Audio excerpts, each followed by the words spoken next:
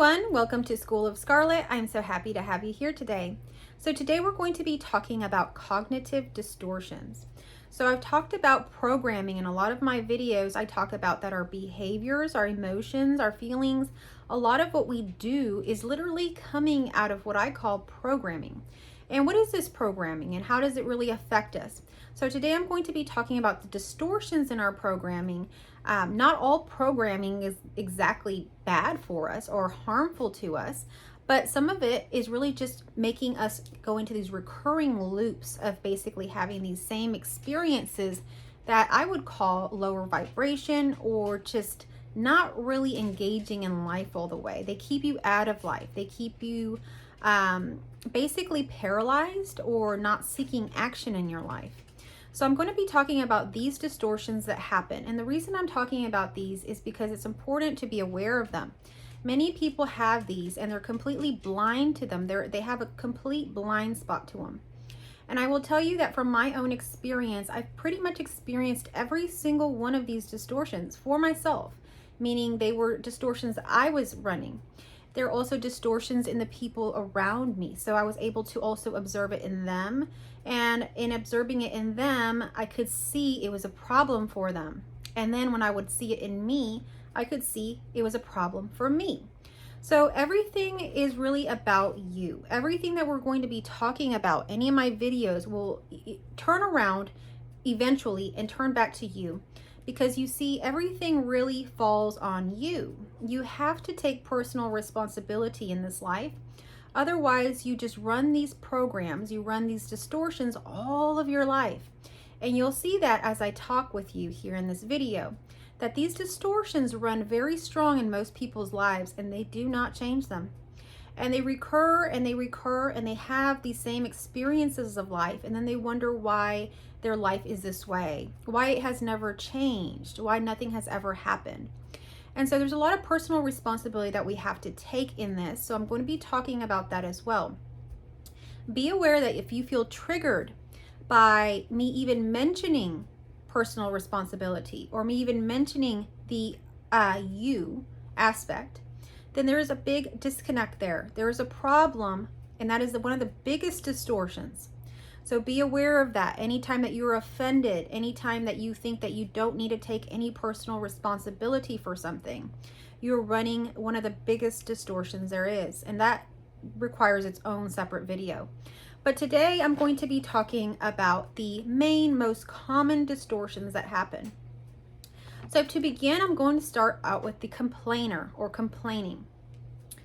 And this complainer, I'm going to describe it in different ways because they present in different ways. So my mother-in-law was a woman who was a beautiful woman, a woman that really looked beautiful, dressed beautifully, really spoke beautifully for the most part, but her complaining really overshadowed all of those aspects that were so beautiful of her. So one thing that she would do, and you know, this is something that I had done and many people do, so don't feel offended or attacked by this. It's very common for us to do this, and I will explain to you why we do this in a moment. So if we would say, you know, that we wanted to go to some zoo, and so we would go to the zoo, but on the way to the zoo, she would talk about, oh, we're going to that zoo? Oh, that zoo, I heard it was no good. Actually, I've been to a better zoo. There's actually a better zoo, but if y'all want to go to that zoo, we can go, but I don't think it's the best zoo. And so she would overshadow things with kind of this negative vibe. We were all very excited to go to this one place, but that now kind of tainted it. Do you see the feeling of this?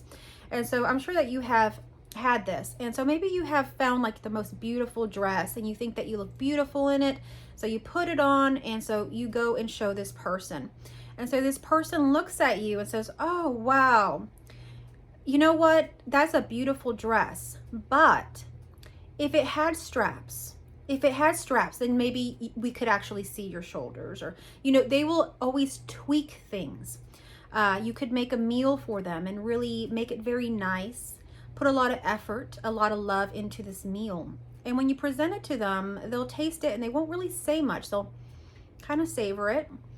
And then they'll kind of look at it and they'll say, you know, this is all right, but it could use more salt. Or, you know, I've made it with chicken broth and it's been a lot better. So instead of really acknowledging all of the love, effort, and, you know, work that this person has put into creating this meal for this person, they have to tweak it. They have to taint it with this energy of less than. And it doesn't really feel very good for the other person either. So this is all kind of one. But this is what happens with the complainers, is oftentimes they enter situations already downplaying it. So they don't allow life to show them what's going to happen. They already give life basically rules or a blueprint of what it should be. So they might be going to the mall and you're in the car with them, and as soon as you're getting closer to the mall, they start to look around and, oh my goodness, we're never going to find a parking space here. We're never going to find a parking space. And I bet you anything they're already sold out of the jeans that you want. So all of this is going to happen before you even get into the mall. Like, you don't even have a chance to know what if there is a parking space or nothing. They've already cut it off and said this is how it is. And their energy a lot of times is very strong. It's almost as if it's truth. But you see, all of these things, what I'm talking about here, they're not truth. So I'm going to ask you throughout this video to kind of reflect back on this question. Is it absolutely true? Is it absolutely true that you will not find a parking space at the mall? Is it absolutely true that they're sold out of jeans? How do you know that? So these people don't even allow for anything to be seen or known. They've already decided. And so basically, they're sort of manifesting in a powerful way something that's not going to happen. Another thing that they do is they catastrophize. So they make things way scary and just not really ever going to happen stuff, but they bring it into your reality. And so these people will basically just already say the worst. Okay, let's say that you're going to go on a fishing trip, but suddenly the weather changes and now they're saying that it's going to rain. Well, this person will call you up and tell you, did you see that rain? Did you see how it's going to rain? Did you see that weather? You better not go fishing. Do you know what can happen when you go fishing in the rain? You could get struck by lightning and then you're all by yourself. No one's going to find you. And you're going to be all out there and I have to come looking for you. So they'll make it way bigger than it is. Or maybe you have an incident at work and you share it with them and you tell them, you know, I had something happen at work today and, you know, something went wrong and they, you know, I counted up the register and it came up a little bit short. And they're like, oh, wow, you're going to get fired. You're going to get fired. And most likely they're going to press charges on you. And so they'll bring in like this energy of like the worst thing happening ever. And you see what happens is the worst thing doesn't ever happen. It just doesn't happen. And so it just doesn't happen. Look at your reality. I've also counseled many people, almost every single person that's come through my doors or in my life for counseling has had these aspects. And we examine them. We really go into them kind of like a detective. And we'll write down what it is the person thinks is going to happen. And I'll do a little bit of exposure therapy with them and just allow them to play out those scenarios. And as we come to find out, the worst case scenario never has played out. Ever in my experience. Ever. And even if it had, which it never did, let me just tell you that whatever happens is in your own good, actually. So the energy of complaining, of catastrophizing, of tweaking, of whatever it happens to be, like that I'm talking about these distortions. The problem with them isn't that they stop anything from happening. You're not going to bypass life by doing this, by complaining, by being this way. But what's going to happen is that you will probably be manifesting things that you don't want in your reality. You know, those people that catastrophize things, most of the times those things don't always happen in that way, but you will find that in those people, their life is a lot more difficult. They are literally attracting more things into their life. They may not be the worst thing, but they're attracting that stuff into their life. And as soon as they begin to change this behavior, everything changes. Those things are no longer appearing in their life any longer.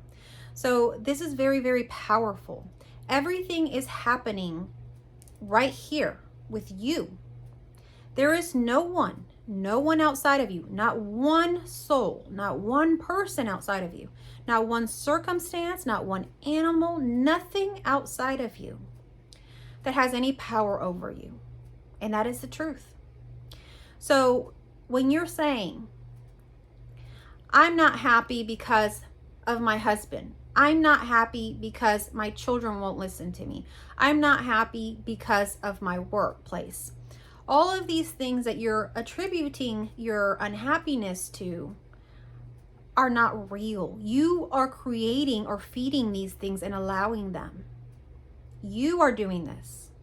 As soon as you decide and get totally fed up with that job, with that marriage, whatever, you will begin to do things to change them.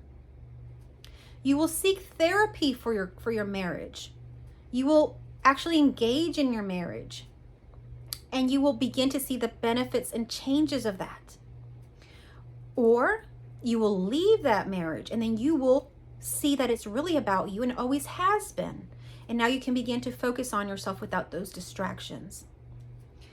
If it's your workplace, you will stand up and you will speak your truth about what you need in order to work at this workplace. And people will begin to respect you and give you and help you to do the job in the best way for you. Or it will not work out and you will leave and you will find another job. But you see, you won't be in the cycle of being at this place or in this marriage or whatever it happens to be for 10, 20, 30 years. You will have moved out of that into something else. But that only happens when you stop complaining and you start taking personal responsibility for things. The other thing that happens with a lot of people that are in this distortion is that they have this idea of they are the know-it-all.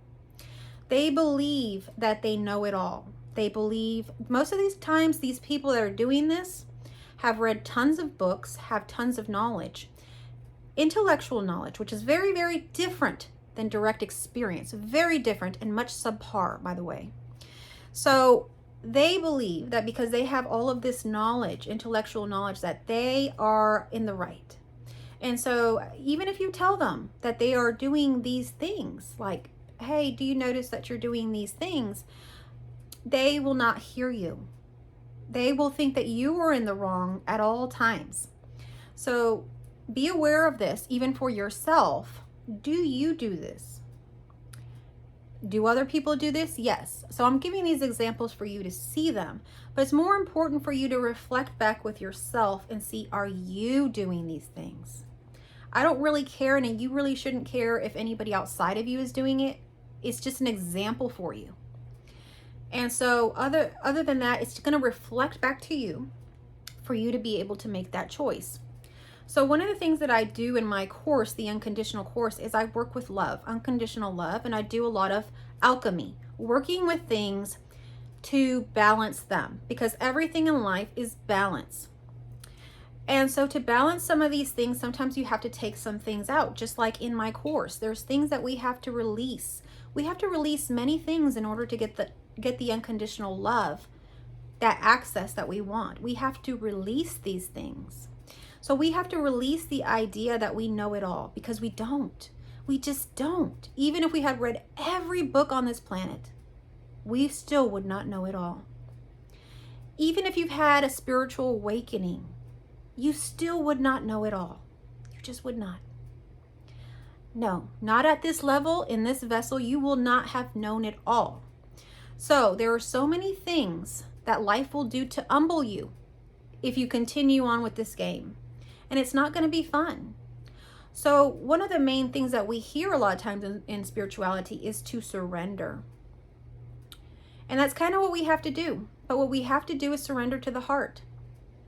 Because most of the times what's happening with these programs and distortions is they're being run by the mind or the brain, and the heart is being neglected. It's speaking or trying to, but it's being neglected. And so even though the heart wants to find the beauty in things, the mind has gotten into such a strong program that it automatically walks into every situation with a complaint, with a no, with a block, with a resistance to something.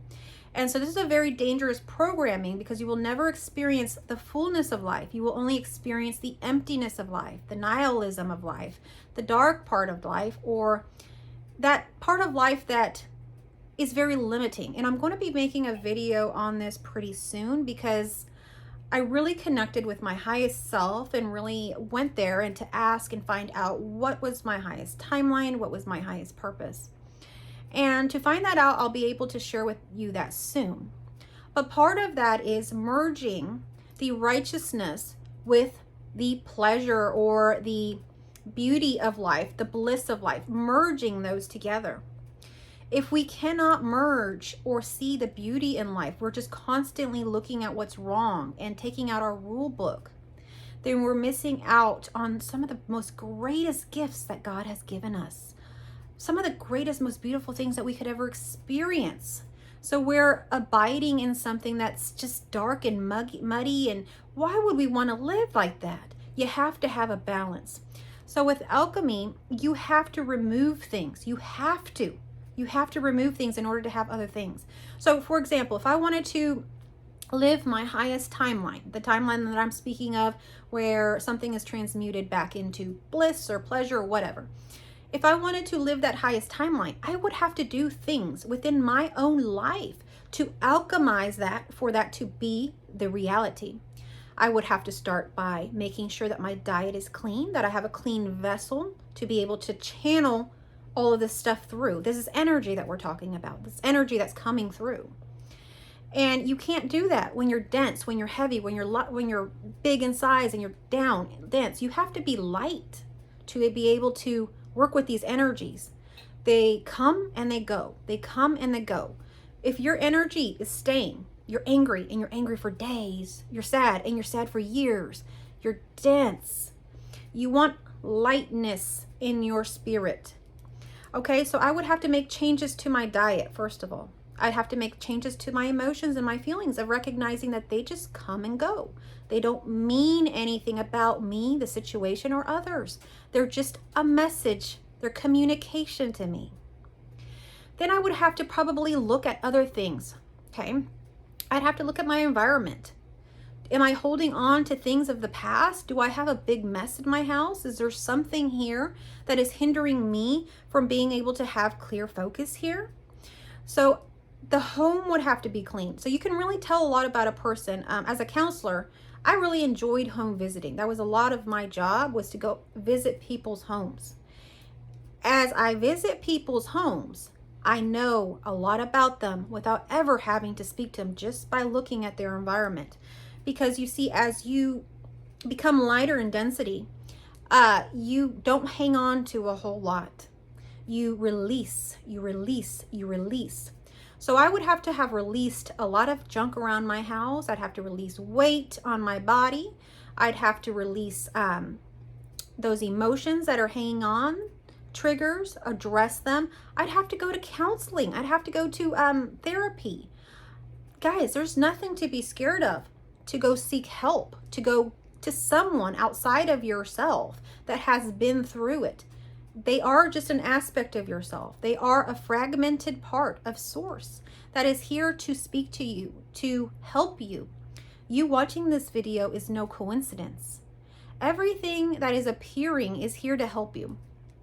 So you've probably heard these stories about a man. Let me tell you a little story about a man. Now this man, he was in a flood. Basically his home was being flooded. He did not want to leave, okay? And so he was in his home, kind of hunkering it out. I remember people during Harvey like that in my neighborhood. They would not leave for anything. They stayed in their homes. The whole thing flooded. There was no way in or out. And so basically this person's in there, and eventually they get to the conclusion that they need to get out. They need to be rescued. And so they pray to God, I need to survive this. I need to be rescued from this. Somebody please help me. Okay. And so maybe their neighbor shows up And then their neighbor is actually someone that they don't really get along with a lot. They have already this blanket over them, already this complaint of they're no good. And so this neighbor rose up in a little rowboat and is like, please get in. I'm going to take you to the road so that we can go get you somewhere dry and safe.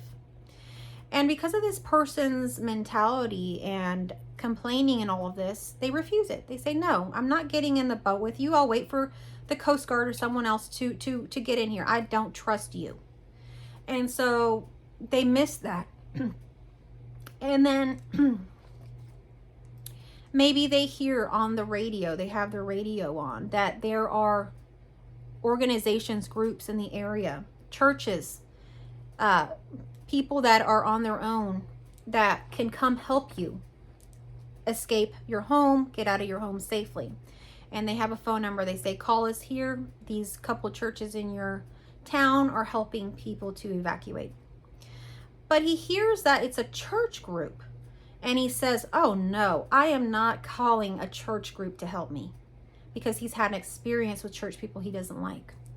So he refuses that. And then one day he's there and he's super hungry. He doesn't know what to do. And he cries out to God. He says, God, why did you forsake me? What is happening? I only wanted to be rescued, but no one has come to rescue me. The Coast Guard has not come. I'm waiting for that Coast Guard to come rescue me. What is happening? And God says, I sent your neighbor with a rowboat. What happened? You didn't take the ride or what? He says, no, I didn't take the ride. That was my neighbor. I don't like my neighbor. And then God says, oh, well, I also deployed the church groups. They were going to be helping people evacuate before the Coast Guard could arrive. Did you get that message? And the person says, no, you know I would never call a church group. You know how those people are. And so you see this person is still there, not being saved, probably not going to make it. And you see, this is the same thing in our lives. We have messengers, we have things in our life that arises. People that come into our lives to give us guidance, to help us with something. They're truly meaning well. And it's not that they're going to solve your life or do anything for you like that, because they can't. Only you can do that. But you see, they can guide you. They can tell you, hey, I've been through this, and you know, these things happen, or this is what I tried and this helped. Why don't you try that? And this can be very helpful. So one of the things that I offer is one-on-one sessions. And so I am a counselor by trade. That is what I went to school for and have done. So if you need any help breaking through the patterns, distorted patterns of complaining, overgeneralizing, I didn't even get into filtering, all of these things, these distortions of the mind, one of the main places to start is with therapy. And you don't have to see it as therapy. You can see it as a one-on-one sessions, whatever you want to see. But this is the main place to start working on some of these things, because you see, most people are blind to them. And it's simple as going to see a therapist for them to point these blind spots out to you. But you will probably never see them on your own unless you have a very clear reflection of a partner that you're married to, a friend that's going to be very clear with you. Otherwise, you're going to feel like the world is against you. And you're going to feel that everyone is looking at you, talking about you, plotting against you. You're going to have this very hyper-vigilant ego that's going to arise. And you're going to think everything's about you. Everything's going to hurt. Every time someone says something, it's going to trigger something in you, even though it wasn't about you. Every time you walk into a store or you go into a party or something, you're going to think everybody's looking at you, even though they're not, and they never have been. You're going to think that everybody went home and was talking about you, but they never did, and they never will. And so I see this so much with every single person I've ever really come across. And so it's a pattern that can be really worked on the human level. It really can be. So if you're wanting to break some of these patterns, I really encourage you to schedule just even one-on-one session with me. And let's start working on this stuff and breaking some of these patterns, because they're only going to really damper and hinder your growth. And you're going to pretty much remain in what I call a loop of the same thing happening over and over again. Groundhog Day, over and over and over again. One day you got to break free from that. And the only way to do it is to do something completely different. We cannot continue to do the same things and expect different results. We have to try something different. And so one of the main biggest ways that I can tell you you can try something different is to simply move from the brain to your heart. So in this moment, if you will just take a moment with me, all we have to do is just close your eyes. Let's take 3 deep breaths and let's sync the energy, feeling the energy first in your brain and your mind, taking some deep breaths. Allow it to go down into your heart until you feel it kind of click there. And even if you don't feel it click, as long as you feel that it's starting to go down there, then we can have a different conversation here, one where we're not triggered, when we're not offended. Okay, so let's do that now.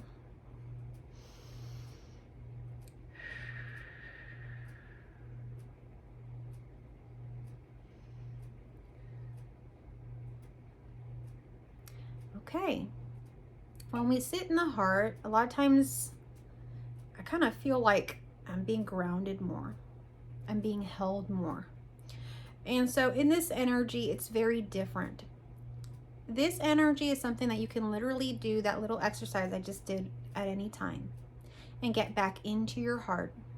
And you'll begin to see that things will go slower. You'll talk slower, you'll listen more.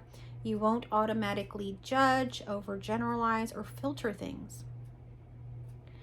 You'll just see what happens, you see, because nothing in this life is neither good nor bad. But when we're in this mentality of complaining, we kind of shadow everything as bad. But who says? Who says it's bad? Did you know you're an alchemist? Did you know that you can, with your own thoughts and with your own being, see it differently and it'll change? That's the power you have. That's the power you have. So begin with some of these little things like complaining. Begin looking at that. And even if you're doing it, I've done it many times. Have no guilt. But just realize that in that moment, as soon as you recognize it, you can always alchemize it into something different. You have that power. And you can experience a different experience. You don't have to go to the mall and never find a parking space. You can go to the mall and always have the first parking space. That can be your reality. So just align with your sacred heart. Abide in it. Allow it to be your master. See, your body, who you are as a human, is really just a servant to the heart. But are you serving the heart? Are you serving the mind? So these are questions I'd like you to ask yourself. If you'd like to connect further with me, like I mentioned, I do have my information in the description. I will also include it in the comment section down below. I would love to work with you. I would love to partner alongside you. So if you like this video, if you feel this video was helpful, please share it with others or just simply give me a like or comment down below. Thank you so much, and I love you all.